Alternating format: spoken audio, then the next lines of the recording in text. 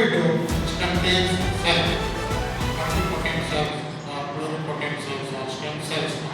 ಅಲ್ಲಿಗೆ ಗ್ಲೂ ಜೊತೆ ನಾವು ಎಂಡೋಸ್ಕೋಪಿ ಮುಖಾಂತರ ಇಂಜೆಕ್ಟ್ ಮಾಡಿದಾಗ ಆ ಸೆಲ್ಲು ನಾವು ಬಾಯಿಂದ ಏನು ಚರ್ಮ ತೆಗೆದು ಆಪರೇಷನ್ ಮಾಡಿ ಓಪನ್ ಮಾಡಿ ಅಂಟಿಸ್ಬೇಕಾಗುತ್ತೆ. ಅದನ್ನು ಎಂಡೋಸ್ಕೋಪಿ ಮುಖಾಂತರನೇ ನಾವು ಈ ಜೆಲ್ಲು ಪ್ಲಸ್ ಈ ಸೆಲ್ಸ್ನ ನಾವು ಇಂಜೆಕ್ಟ್ ಮಾಡಿದಾಗ ಅದು ಅಲ್ಲಿಗೆ ಅಂಟ್ಕೊಂಡು ಸೇಮ್ ಇಲ್ಲಿ ಬಾಯಲ್ಲಿರುವ ಚರ್ಮ ಏನಿರುತ್ತೆ, ಮೂತ್ರನಾಳ ಒಳಗಡೆ ಇರೋ ಚರ್ಮ ಏನಿರುತ್ತೆ ಹಾಗೆ ಅದು ಹಾಗೆ.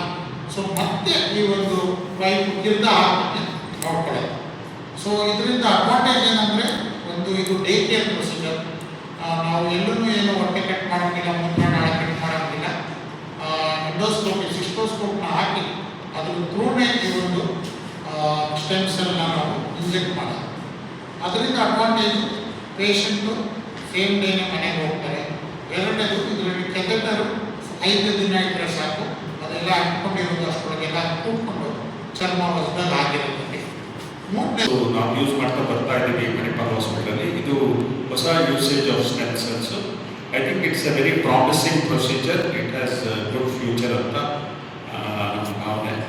So Manipal hospital always commits for innovation. ಯಾವುದು ನಿರ್ಮಿತವಾಗಿ ಮಾಡ್ಬೋದು, ಯಾವುದು ಪೇಷಂಟಿಗೆ ಕಂಫರ್ಟೇಬಲ್ ಆಗಿ ಮಾಡ್ಬೋದು, ಯಾವುದರಲ್ಲಿ ನಾವು ಮಿನಿಮಲ್ ಪೇನ್ ಮತ್ತು ಸಫರಿಂಗ್ ಇರುವಂತೆ ಮಾಡುವಂಥ ಪ್ರೊಸೀಜರ್ಸ್ ಯಾವುದಿದೆ ಅದನ್ನು ಖಂಡಿತ ಮಣಿಪಾಲ್ ಹಾಸ್ಪಿಟಲ್ ನಾವು ತರಲಿಕ್ಕೆ ಪ್ರಯತ್ನ ಮಾಡ್ತೀವಿ. ಇವತ್ತೆಲ್ಲ ಬಂದಿದ್ದಕ್ಕೆ ಧನ್ಯವಾದ. ಒಂದೂವರೆ ವರ್ಷ ನಂತರ ಡಿಪೆಂಡ್ಸ್ ಆನ್ ಸರ್ಜರಿ ಮೇಲೆ ಅವರು ಸಹಾಯ ಮಾಡ್ತಾರೆ.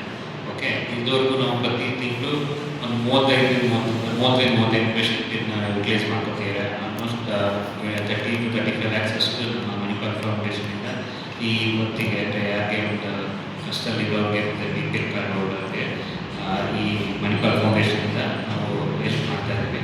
ಅದನ್ನು ನಿಮಗೆ ಹೇಳೋಕ್ಕೆ